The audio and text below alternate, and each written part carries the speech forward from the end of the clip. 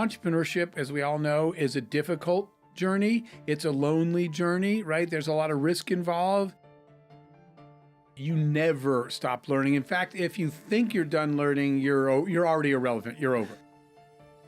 I grew up in the United States in the Arizona desert, but I had a single mom who had 4 kids and 3 jobs, right? Never had any money. So as a kid, I never knew the word entrepreneur or anything. What it was like, for example, I played every sport. And when the season changes and the sport changes from basketball to football, you need different shoes and equipment. But I didn't want to ask my mother, who didn't have money. So what I would do was find a way to make money.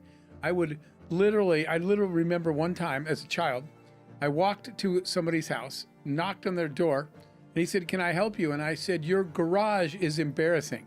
And he said, "What?" And I said, "Your garage, it's a mess. You never clean it. It's embarrassing." And he said, "You knocked on my door to tell me my house is embarrassing?" And I said, "Yes." And I said, "You ever going to clean it?" And then his wife came to the door. She said, "Who is that? Isn't that the kid from down the street?" I said, "Yes." She said, "What do you want?" And I said, "You guys never clean your garage." And she says to her husband, "You need to clean it already." And he said, "It's too hot out." I said, "I'll do it for $20. So that's always, I was trying to make money so I didn't have to ask my mother. And then I started to realize that entrepreneurship, never heard the word, but there's a relationship between wanting something, working really hard, and doing something someone will pay you for. So that's the formula. But I learned it young. My favorite entrepreneurs are lifelong learners. They're curious, right? And so I have a TED Talk out there, and it's called The Power of Childlike Wonder, right? 5-year-olds try to ask you a million questions. Why do we have to go to the store? Why do we need food? Why do we have to eat? Why will we die if we don't eat? 5-year-olds never stop asking you questions.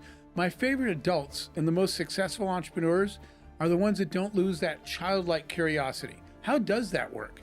And so that, I think, for me was the driver. I always wondered about everything, and instead of wondering, why don't you just go try? I'll go try this new thing. So all along, I always wondered about music, the process of creating a song, the process of making a movie, the process of creating a television show, in addition to creating products as an entrepreneur. So having a space to let your curiosity drive you and try stuff, right? The worst thing in life is not failing. The worst thing in life is in not trying.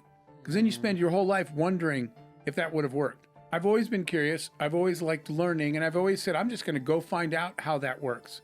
And a lot of my favorite sort of business role models that became friends, like Steve Wozniak from Apple, right? Oh. I notice Woz is always saying, I wonder how everything he sees, he's wondering about it. Another friend of mine, Nolan Bushnell, he's the inventor of video games, right? Atari was his company. Nolan and I were sitting we were doing media after we both spoke at something, and we were sitting in someone's office waiting for the cameras to come. And all of a sudden I looked down and he took apart something on this person's desk. I said, Nolan, what are you doing? I said, this is not your office. And he said, I'm trying to figure out how this thing works. I said, okay, but you took apart a machine on someone else's desk. His curiosity drives him. So that's been my thing. I want to learn something new. I want to see how things work. I want to take stuff apart. And I was just never afraid to fail at it. Many years ago, I got this question. What is it that the world's most successful people are doing that everybody else isn't? Why are some people really successful, right? And I started wondering, there must be doing something that everybody else isn't doing, right? That's what I started to wonder. So I made it kind of a lifelong study. Every time I'm around somebody that I admire that's been successful, and whatever they do, by the way, I started to ask the same set of questions to understand. And it turns out that there are habits and disciplines, practices that successful people do everywhere. And that's when I started to notice that, for example, I mentioned somebody like Steve Wozniak or Mark Randolph, who I'll be with tomorrow, that invented Netflix. But then friends of mine like Pitbull, the singer, is a friend of mine. They're similar in ways you'd never guess, right? Pitbull's a singer, Mark's an engineer, but they have similar attitudes, habits, and practices. So one of those is that these people are trying to absorb information from a world broader than their own, right? And so to answer your question, the habit is I just made up this word. I call it info sponging. But I challenge myself Like, for example, the first time Pitbull called me, I was like, okay, you're Mr. Worldwide. Why are you calling me? And he said, because I want to learn business now, right? And he said, all my friends are in music. You're in business. Teach me business. And I thought, that's pretty smart that he's wants to continue to grow his lifelong learning.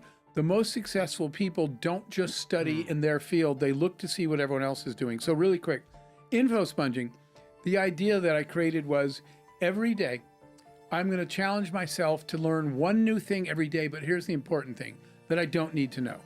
So for 10 minutes every day, this is what I'll challenge your listeners. For 10 minutes every day, and I usually do this first thing in the morning, 15 minutes. If you can't do it every day, do it once a week. I go out to learn one thing that is not in my industry. So if you were in travel, so for these 10 minutes, you're not in travel and you don't work for your company, go read one article, watch one video, talk to one person, and at the end, I write down one sentence of what I learned today.